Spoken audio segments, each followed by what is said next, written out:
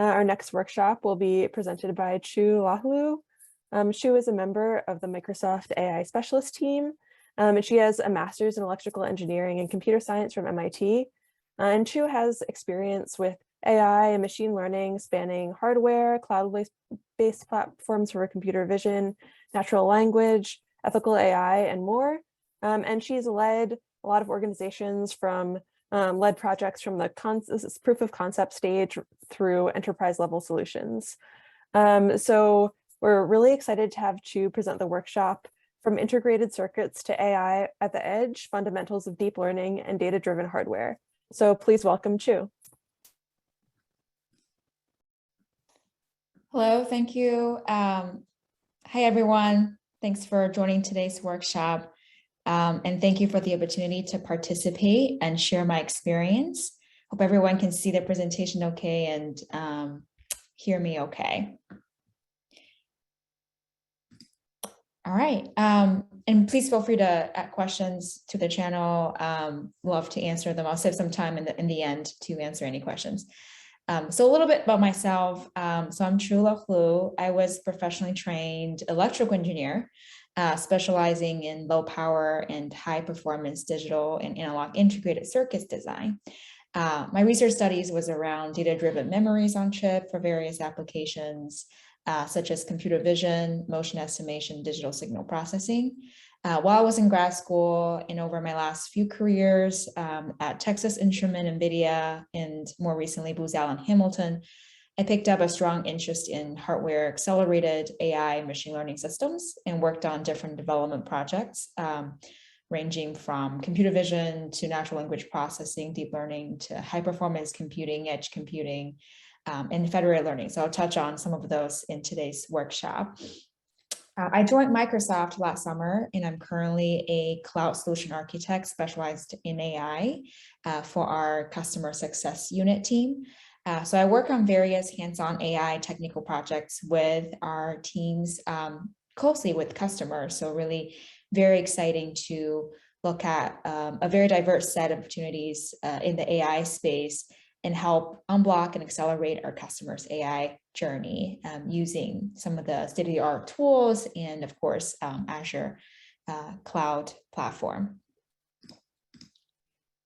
So I have a few goals, right? It's called a workshop. I really want to think of it as sharing in a platform to chat. I want to share my career journey transitioning from hardware design to data science, AI, machine learning. I think a lot of, maybe you're not in hardware space, but a lot of people are thinking about how to get into that. Using a specific project as an example, I kind of want to show some of the fundamentals of like what I learned about deep learning, data-driven hardware design, and how the two fields intersect, and how I am really benefited from having that broad system view of AI solution in my role today. And I also want to discuss a little bit, besides the technical content, I hope this talk can help everyone see how kind of having a growth mindset really help me find my career passion. And I'm hoping to use this time to connect with fellow AI and hardware enthusiasts within the community. So here's the agenda today as I kind of walk through a little bit about myself, and then we'll go over to from hardware to AI with a few topics. So I kind of lay out the high level of my career path in the last decade or so. But starting with the timeline view, as I mentioned, I studied electrical engineering in undergrad and graduate school, did research in integrated circuit design at MIT and NVIDIA for ultra low power kind of IoT systems and wearable electronics for the main applications. Then I worked at Texas Instrument as an analog IP designer for a few years, where I designed, helped fabricated, and tested next generation embedded memory chips that went into applications such as industrial IoT systems and automobile, like cars. With machine learning, especially deep learning's breakthrough in the last decade or even longer, we started looking at ways to apply machine learning to hardware design, as well as designing hardware specifically for deep learning algorithms, which I'm excited to share a little bit learnings with you all later. I led a project for automated analog circuit design, and we achieved pretty promising prediction results as a proof of concept, and that business case was getting built out that could drive large cost reduction, right, for semiconductor industry. But through that project, I became fascinated with the field of machine learning data science because it's very versatile. It can be applied to semiconductor industry, but surely it can be applied to many different use cases in other industries as well. So later I joined Booz Allen Hamilton, based in Washington, DC, where I reside in today, as a data scientist and GPU accelerated AI solution architect. I led cutting edge AI capability development for the company in areas such as AI at the edge, computer vision, deep learning, federated learning, ethical AI topics, and also manage a partnership relationship with NVIDIA to bring high performing AI solutions to US federal government as our main customer base. In fact, so at the time I had a chance to work with a lot of US government agencies and collaborated with industrial teams too on AI customer scenarios. So this past last summer, I joined Microsoft AI specialization team. So I now help accelerate Azure AI's workload and upskill people within the company external in AI domain, as well as tooling.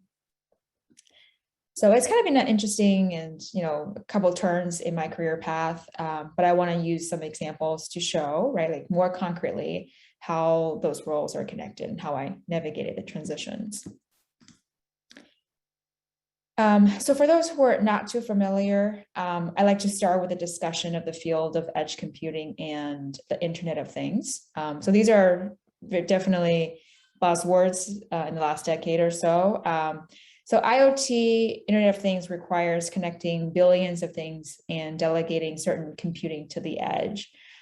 So you can kind of define it as like, acquiring information, extracting information, and then acting on the information, right? So IoT is about like acquiring information at the edge, extract and act. So aggregate the information you extracted, maybe at the cloud. But then edge computing pushes it further by moving some or all of that extract to the edge. So Cisco predicted there will be 50 billion devices connected to the internet by 2020, and it's already been passed, and I think we probably passed that number. During actually a conference by Microsoft last fall, our CEO shared the prediction that 30% of industrial control systems will have analytical and edge AI inference capability by 2025. So we can see edge computing is coming, and it has been coming, and it's being rolled out right across different use cases and around us. So really what they do is by moving that hard part of compute to the edge, it unlocks potential for intelligent applications, right, in resource constrained environments where you don't have ability to plug the power into the wall, or large battery systems like in a car. Mostly we're talking about wearable devices and immersive experience. Enables fast, accurate inference in everything from like robots to drones to enterprise collaboration devices. Think like hospital with connected sensors, intelligent cameras in retail scenarios. So it's really unlocking a lot of opportunities. But there are major challenges associated with this vision. So simply from a hardware perspective, outside of, besides algorithm, like I mentioned, resource, it has to be self-sustaining. Like you may not have a lot of power, so all the compute need to be performed within a very strict power budget. Size, right, need to be highly integrated, need to be wearable, need to be mobile.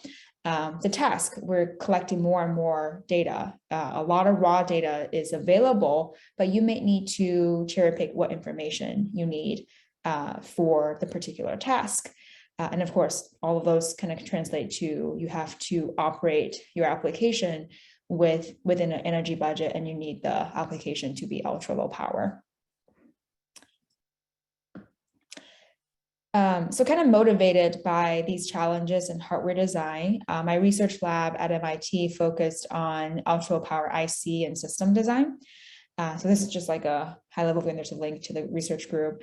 The research spanned all aspects of IoT, right? From, like I said, information acquisition, for example, sensor data conversion, compressed sensing, to extraction, so acting on it, right? Like, extracting, so signal processing, machine learning, robotic process automation, etc. are some examples.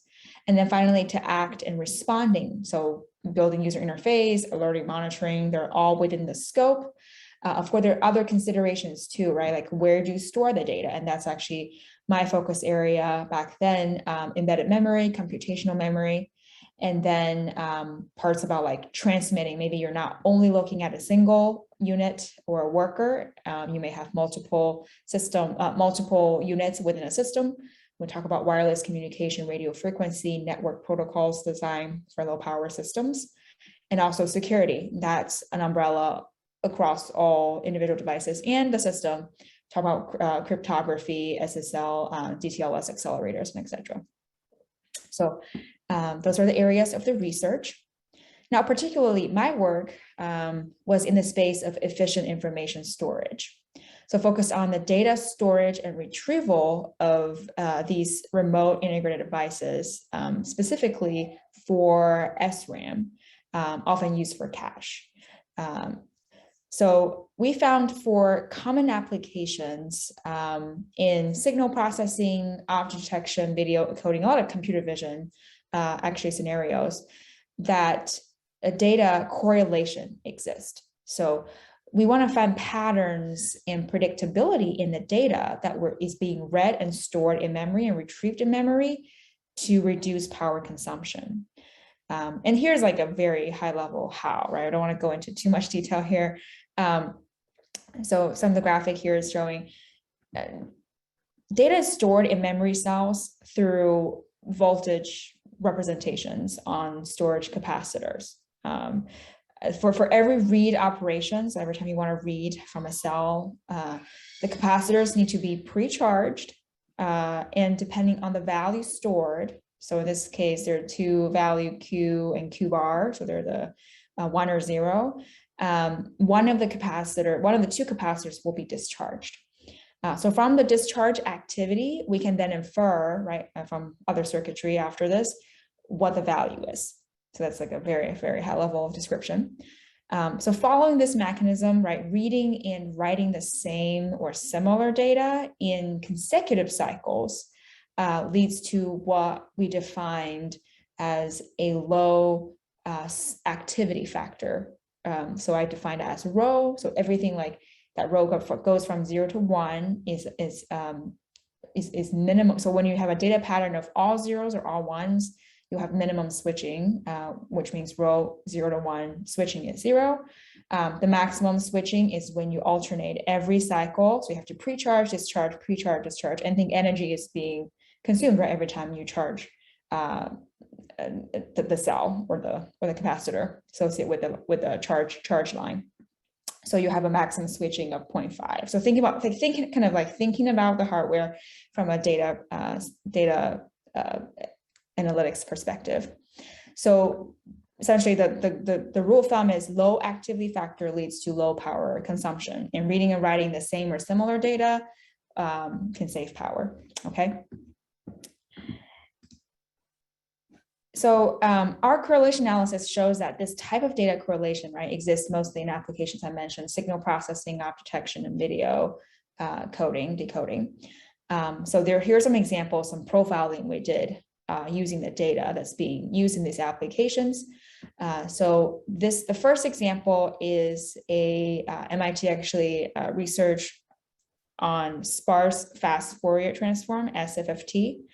There's a process in there. So this is like dealing with very sparse signals in frequency. But when you resolve the collision as one of the phase in efficiently doing signal processing for this type of signals, their memory SRAM stores mostly zeros after 2 to 3 iterations. And so there's a low probability of collision, ensure that data stored in different SRAM cell blocks are similar, if not exactly the same. So there's a strong spatial correlation there, as well as in the scenario when we talk about using SVM in the object detection space. So this is not even like in the machine learning realm yet, but we found strong spatial correlation because we're looking at the SVM templates, right? You see a lot of background image with similar background parts of image with similar pixel values, and then the edges are showing similar values as well. So by using the spatial correlation, the processing gradient magnitude images shown here introduce even higher pixel correlation that we can leverage when we're storing and retrieving data for these applications. Now, finally, for video coding, as you can imagine, for a lot of imaging, especially for video, right? Because you have similar frames in the time domain, right? Like you are looking at object moving across maybe the image frame, but then adjacent video frames are very similar images with similar pixel values. So you see the pixel intensity of the same foreground object or background are highly correlated. So the switching activity pattern, you can see actually between most significant bits and the least significant bits. So these are 8-bit pixel representations that they have this switching pattern. So we can save significantly for the MSPs since we know that they have low switching activity. So how do we leverage the knowledge, right, about low switching in data? So in the past, software kind of treats memory as a black box, but data movement, right, reading and retrieval often consume actually the majority of energy and causes long delays. So motivated by the data analysis, right, we proposed this reconfigurable memory framework that supports data-driven prediction. So very high level, right, we have a predictor with different modes of prediction, and then it communicates with the memory and provides prediction values to the memory when it's reading data in at a particular address. But the software, whatever the application is running at the higher level, we analyze the data statistics, right, depending on the application, and define it by 2 different parameters. Here, we don't have to go into exactly what they are, but we can select the mode and generate the prediction. So it's kind of like, again, bridging the gap between the software and data characteristics with a particular algorithm application with the hardware design. So there's a communication now between software, memory, hardware. We leverage data statistics to build a number prediction mode. And there's interplay between 2 parameters defined. We talked about the switching activity, how frequently the data switches. Another one is called bias, right? It's like what's the skew between 0 and 1 binary values in this data set. And it kind of nicely build this plane for selection. And depending on what those values are for a particular application, you should choose one of the 2 different modes to save power. So hopefully that kind of makes sense. And then, yes, all those are great ideas. And then I have to translate into circuits. So here are some, layout diagrams of the cell. And then these are all published in a paper. I'm happy to share more detail later if you're interested. How to resolve that logic we just talked about. And then this is the test chip that we fabricated in the 28 nanometer technology. All right. So yeah, this is the PEP paper. So from testing the chip, we found actually up to 69% power reduction across, especially for motion estimation and video coding scenarios, and really good saving results for the other 2 as well. So promising area and direction to go to save power depending on knowledge, given the knowledge we have for the application being run. And here, just like another work from my same research lab, focused on designing application-specific integrated circuit hardware for machine learning.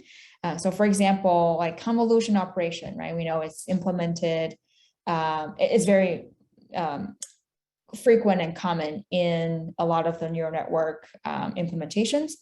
And it is, in this scenario, it's implemented as voltage averaging. So as in this case, as you read data, the convolution operation is already performed. So that saves power as well as wait time. Very, very clever design. And then you can find, it's cited here, you can find the paper and learn more. So now I want to transition. I think hopefully that was interesting to talk about. I'm not sure, maybe some of you are still in the IC industry, and apologies, like I've kind of left it maybe a couple of years already, and there's definitely more exciting work in that space. But I do want to talk about what does that mean, right, for AI and deep learning. In the 2019 ISSCC conference keynote, Yang LeCun acknowledged that the direction of AI in the next decade or so is going to be greatly influenced by what hardware becomes available. So that was very encouraging to hear, and people like the computer scientists are thinking now, like, not just the abstract of what's possible, but we also need to think about the bound and limitations of hardware. This is an interesting graph that I like. It's the demand, talking about, human body average power consumption is around 100 watt. I think about in terms of power, right? The brain weighs about 3 pounds, or 2% of the average human, but consumes about 20% of the total power.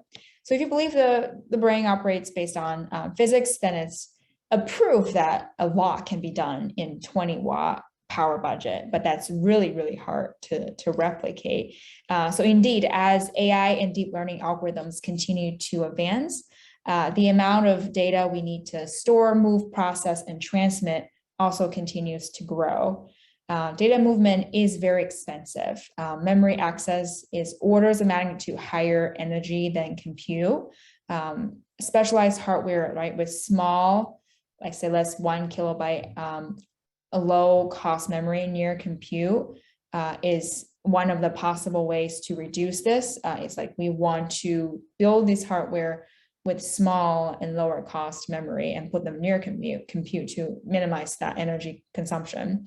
There are other ways, right? Focus on reducing the number of multiply and accumulate functions used in your algorithm, and also sharing weights, which we'll talk about in a few slides to talk about what does that mean and what does it look like from a very simple representation. And then also input data reuse opportunity, right? Can save up to like maybe 500 times in some demonstrated studies that can help reduce a lot of the power consumed by AI systems. So now, right, like transition a little bit, right, to the deep learning space. Hopefully, I think most folks here are enthusiasts or doing data science, machine learning, deep learning today. So maybe this is very familiar already with you, right, for you. Why is deep learning expensive, particular for hardware? I think want to motivate it with some example. So this is, let's talk about the first case of classification, right? Kind of the intro scenario with images. Traditional methods on the top, SIFT-HOP, K-means, SVM, they're relatively shallow. You have fixed feature extractors, and then some of them adds an unsupervised feature extractor. And then you just train the classifier and tells you whether it's a cat or a dog. But in the deep learning based classification models today, right, we start with basically replace all the fixed feature extractor or unsupervised extractors and replace them with trainable feature extractors and layers them to pack, and that's why they're deep and it creates a depth. So as we know, right, and then the training process for a classifier is, again, like you have input image, you label them in a supervised manner. It's a trial and error, and then you have to iterate many times, and you kind of, do the forward, backward propagation, you do the similar compute over and over and over, right? So it is a repetitive process with a lot of parameters and weight in the computation. And even moving further, right, from just deep networks, we talk about for images, for computer vision, convolutional neural network. This is a simple graphic representing a scenario, but you have a large, for computer vision applications, large input image with like some example, 1920, 1080 plus 3, right, with first layer with the same size. So that's like quick calculation, right? 6+ million input in just one layer of neurons. And then you get to 38.7 trillion weights in some framework. And it's just not practical, right, for a lot of this to be done in a fully connected manner. So this motivated the need for weight sharing. And convolution neural nets is popular for CV applications because it generalizes the standard neural networks and replace one-dimensional neurons with 2D feature maps.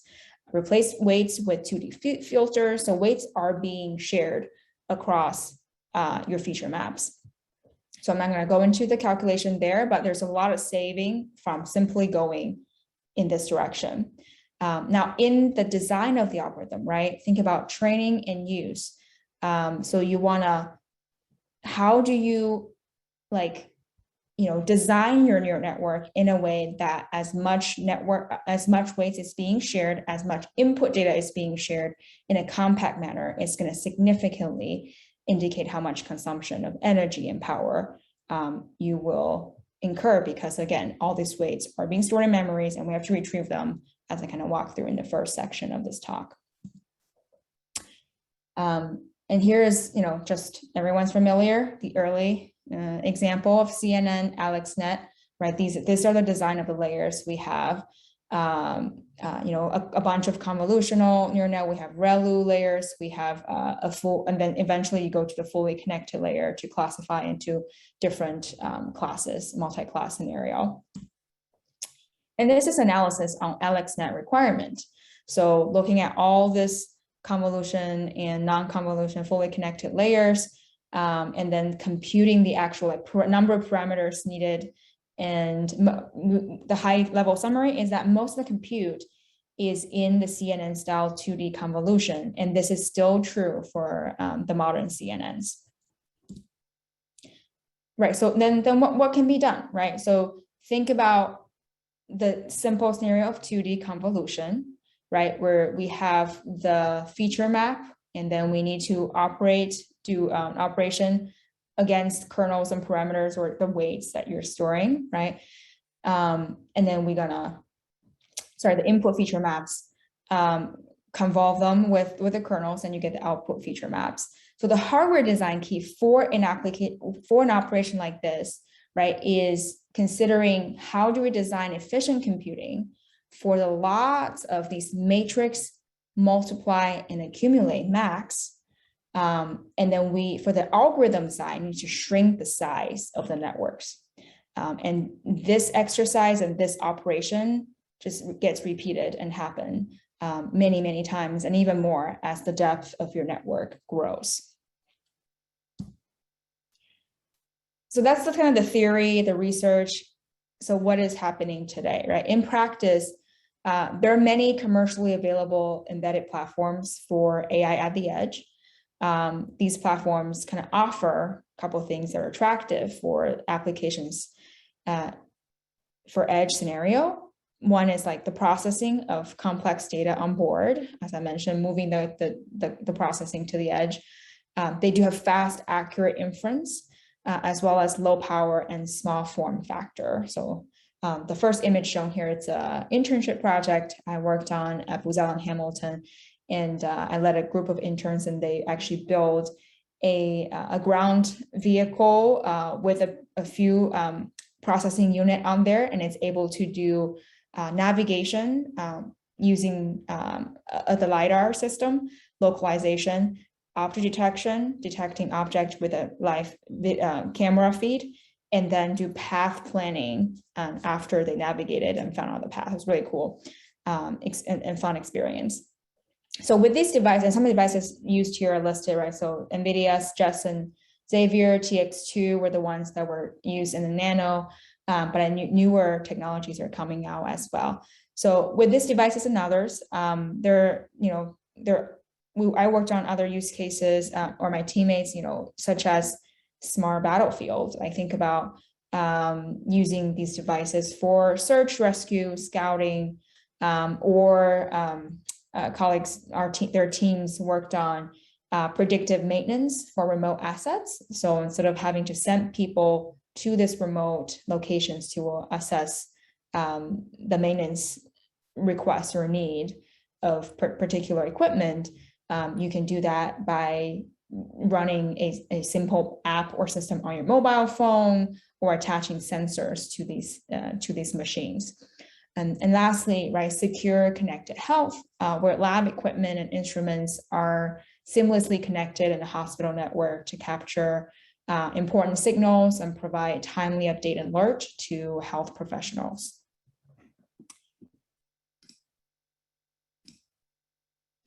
Also in Microsoft, right, today we have fully available like end-to-end edge AI solution development kit with Azure Percept.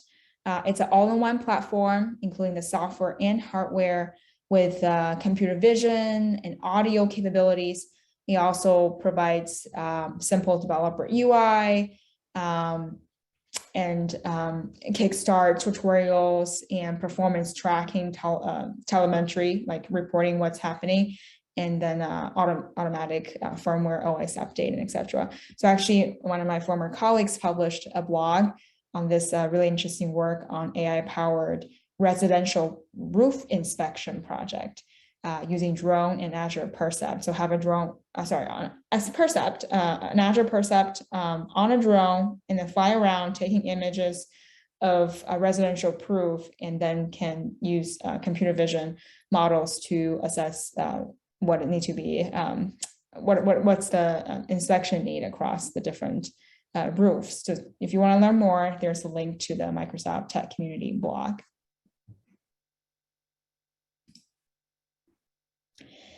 So I just kind of want to finally, last topic, in my last role as a AI solution architect at Booz Allen Hamilton, and also today at Microsoft, we're interested in the idea, like pushing this further, right? Not just doing AI at the edge, but there's a concept of federated learning or federated training for AI. So efficient computing extends the reach of AI beyond the cloud by reducing communication requirements, enabling privacy, and providing low latency so that AI can be used in wide range applications, right, from robotics to healthcare. So from the left to right in this diagrams here, right, so traditional AI is mostly centralized, right? So training and inference are happening in the cloud on a server. So you collect data get either uploaded to the cloud or like transmitted or stored and then uploaded to your on-premise server. In that database, you have to do a lot of data preparation, cleansing, and then you perform the training. And of course, you have to do labeling and just prepping the data for model training, and you perform the training. And then after the model is trained, we host them in a cloud scenario or server scenario, and you run the inference. Where your end users use, again, internet or other communication protocols to communicate to your model to get their inference result by sending you data, right? So that's working very well for a lot of enterprise level, large AI systems. But then for the edge scenario, right, so we move to certain applications. We mentioned a few examples already, where we want to look at maybe we do edge inference. So once your model is still trained in the cloud, centralized trained, you publish them, and then you deploy the models to an edge. So it could be a mobile phone or one of those, ground vehicles, drone systems, whatever. Models living locally is hosted locally on your device. Again, we need to think about the constraints, right? Hardware constraints about the model, the kind of model that can be deployed to edge scenario need to meet a lot of certain meet certain conditions and need to be optimized for power, size, and etc. But that's beneficial, right? You can get almost instant or really quick inference result, just thinking about reducing the payload you have to exchange from end user to the model. But then moving further down, so the third graph on the at the bottom on the right is then thinking about, can we do training and inference at the edge? And that's kind of related to the concept of federated learning.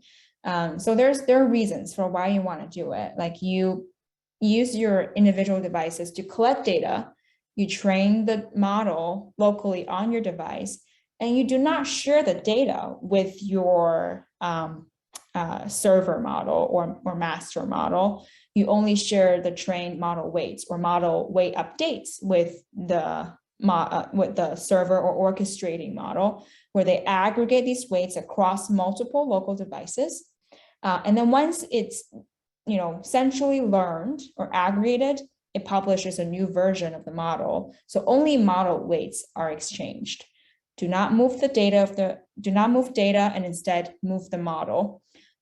Scenario, why is this attractive? So I think number one, I think in the last couple of years, there are more demand in consumer privacy. So things like California Consumer Privacy Act put a lot of governance around consumers' data. So I think we start to think in the direction of, not only we can use all the data around us, but how do we govern them and what data is necessary to be stored and collected, and we need to be responsible for that data.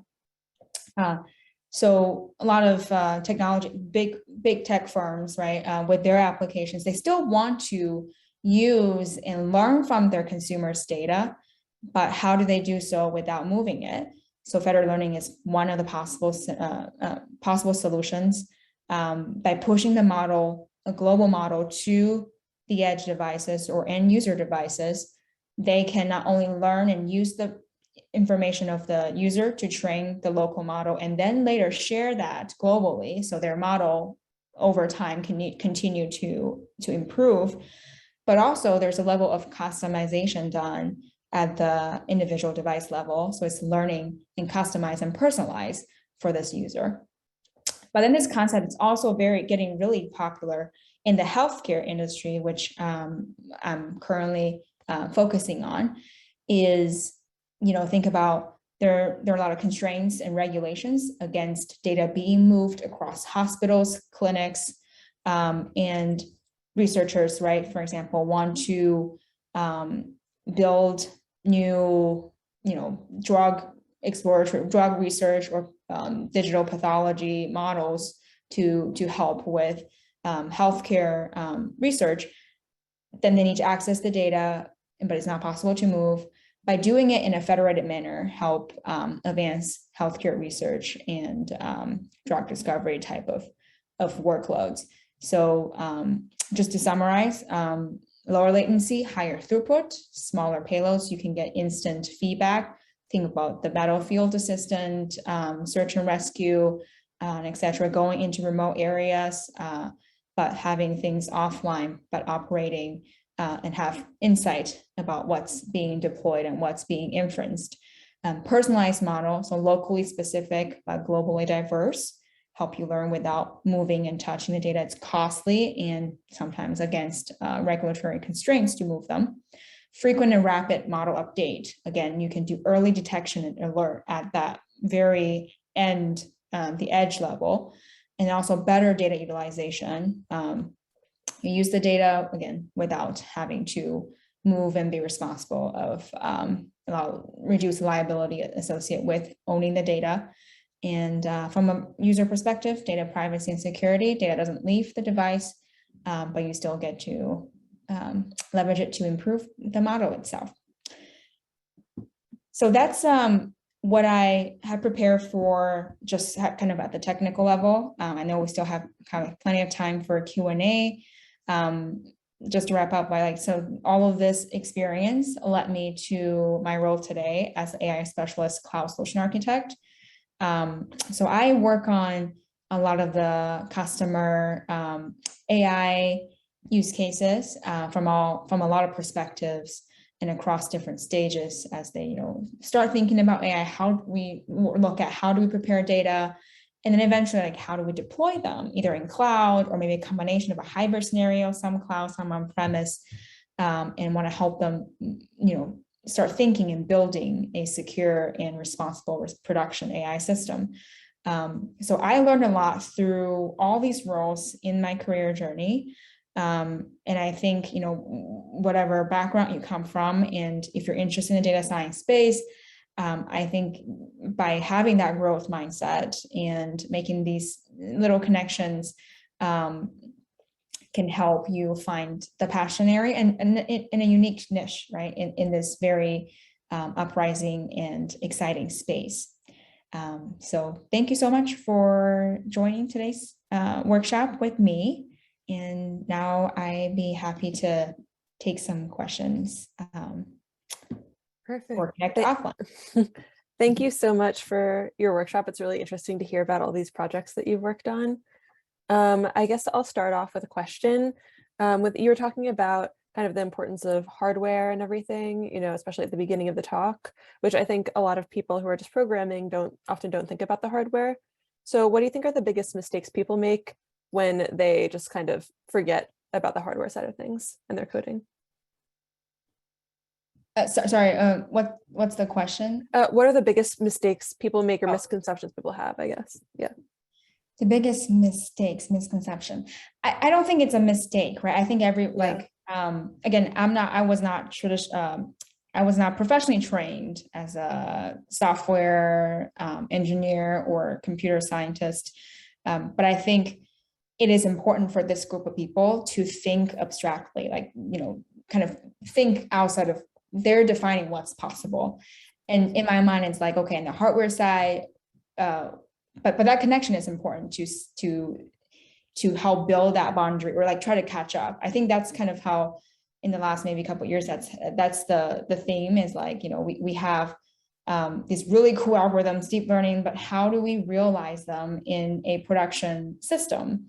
I think we're catching up today, and I think having more and more people who can think in both realms and have some knowledge about both fields will be very critical in translating some of the complicated state-of-the-art algorithms to real world usable applications. That makes a lot of sense. Yeah, I don't think it's a mistake of anyone. And I'm sure not everyone will be designing circuits at that level, but just be mindful of, when you work on an algorithm or a use case for AI, think about where it's going, and that should, where it will be deployed. What's the system? What are some of the constraints? And that should influence how you design the algorithm itself. That makes sense. Thinking about kind of down the line, how it's going to be deployed seems really helpful.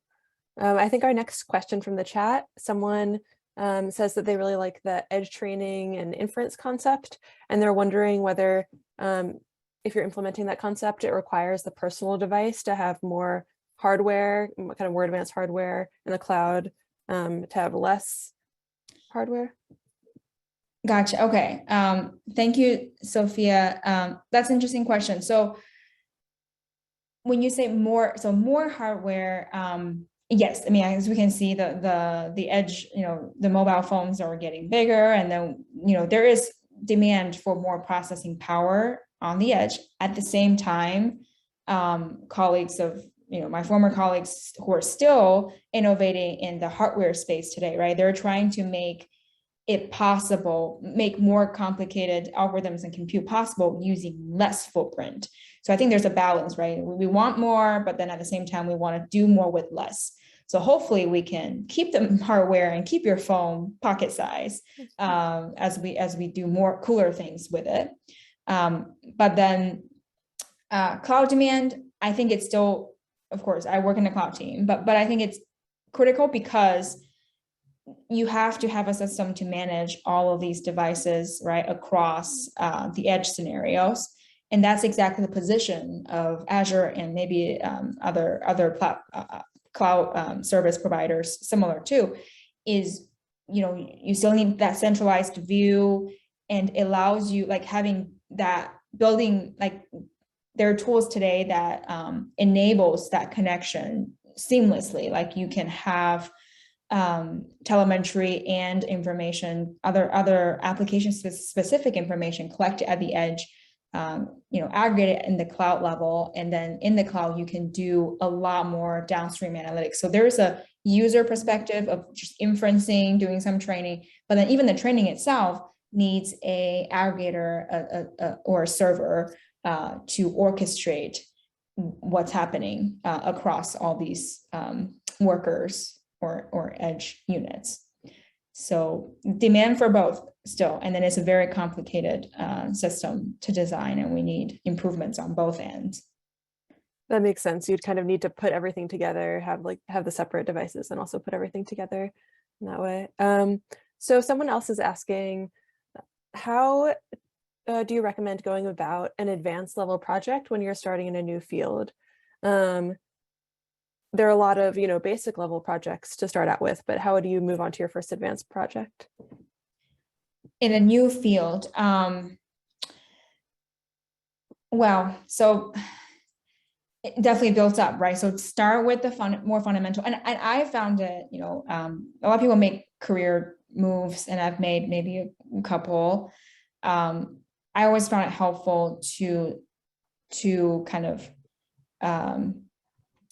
connect the dots as much as possible. I feel comfortable starting a new project if it's related to, at least when I did it from hardware to machine learning, as I mentioned earlier, I was doing machine learning on hardware. So I bring into the table, like into the room, some good perspective from my experience, but I'm also learning from other colleagues who've been in the machine learning space for a longer time.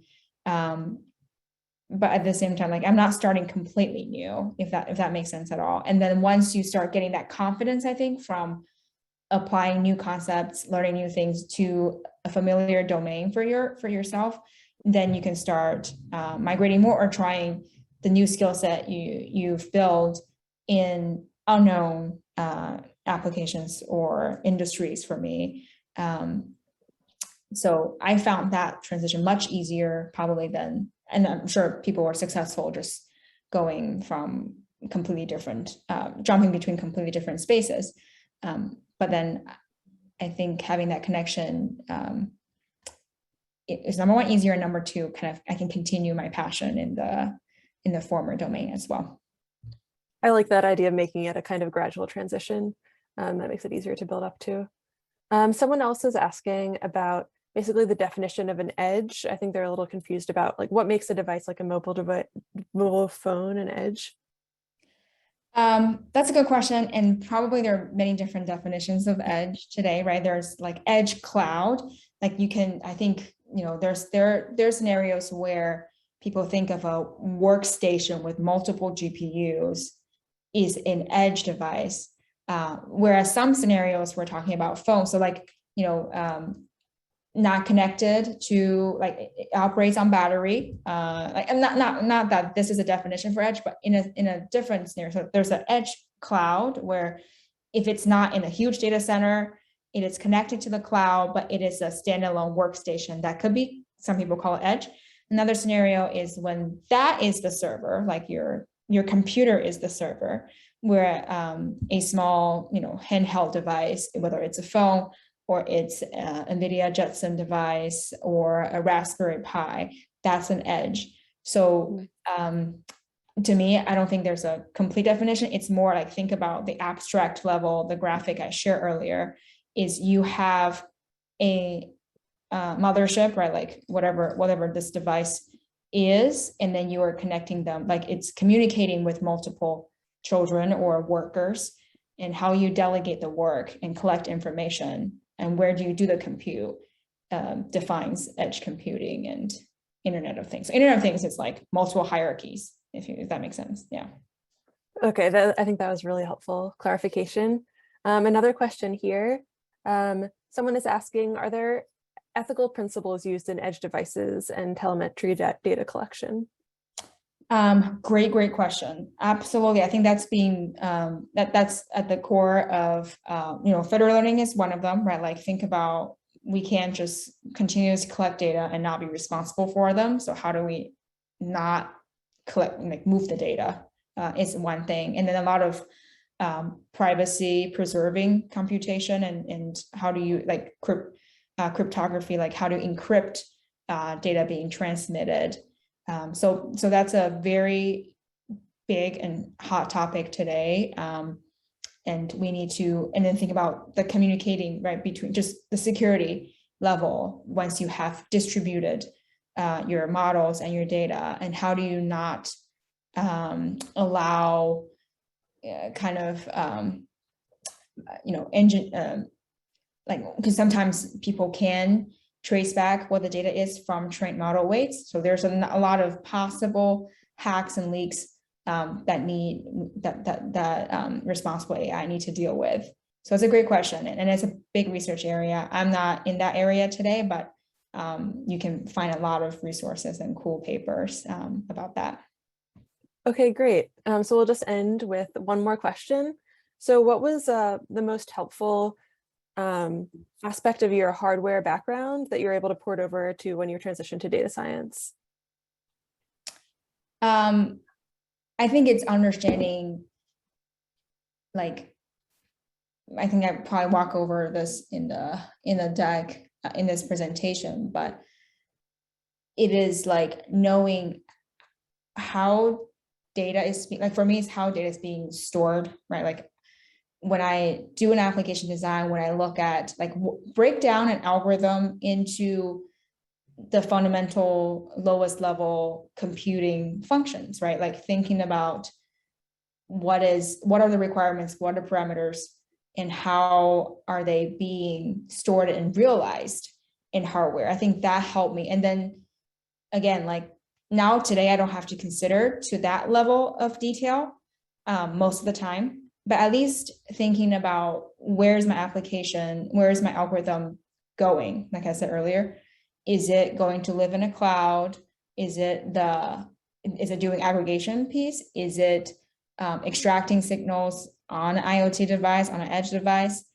That should, there are constraints associated with how you should design your system, what kind of framework you need to use, any compression need to be done. And then also like that great question, like what are the security concerns that you need to build into your data science exercise? Okay, perfect. And someone just put one final question in the chat related, which was, what was the biggest hurdle when you transitioned from circuits to ML and AI? Well, biggest hurdle would definitely be just catching up. I think there's just so much in the AI machine learning space. I took some classes in graduate school, but then just the amount of, I think it's a plus and a minus, right? So the minus first, the challenge at first was, it was difficult to know, like quickly identify the most valuable resource and what to focus my energy on. So I kind of started with, again, things that I worked on, like computer vision, signal processing, because I worked on them, designing hardware for them, or leveraging their data patterns. But then the plus, again, is this field is so open, and I love that today, right? In the past, some fields, some engineering fields, or even hardware, like information are more proprietary. You need to certain access to technologies, and if you don't, you just simply cannot replicate certain things. But then AI machine learning today, I think people are willing to share a lot of open source projects and great examples, great discussions. If you have challenge with a particular implementation, my particular team, like we put out a lot of documentation about how to use Azure AI's tools and I just think that those are all open source and free to learn from. And I think that helped significantly later on, right? Like start small.